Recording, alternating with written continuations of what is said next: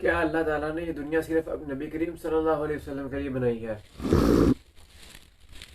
ایک روایت عام طور پر پڑھی جاتی ہے اور پیش کی جاتی ہے کہ لولا کا لما خلقت الافلاکا، اے محمد الرسول اللہ صلی اللہ علیہ وسلم، اگر آپ نہ ہوتے تو میں افلاک کو، زمینوں و آسمانوں کو پیدا ہی نہ کرتا۔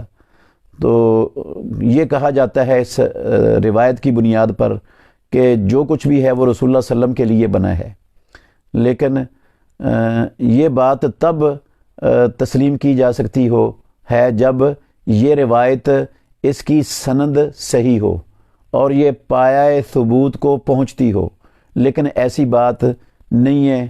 پوری دنیا میں حدیث کے ذخیرے میں اس روایت کی ایک صحیح سند کوئی قیامت تک پیش نہیں کر سکتا۔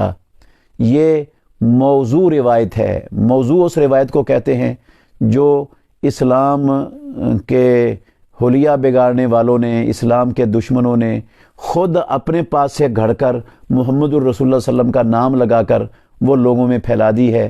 اس کا رسول اللہ صلی اللہ علیہ وسلم سے کوئی تعلق نہیں ہوتا۔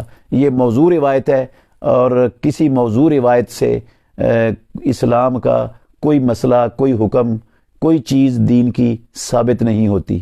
اس کا رسول اللہ صلی اللہ علیہ وسلم سے تعلق ہی نہیں ہوتا موضوع روایت کا۔ یہ خود گڑی ہوئی روایت ہوتی ہے، بنائی ہوئی روایت ہوتی ہے، اس کا دین سے کوئی تعلق اور واسطہ نہیں ہے۔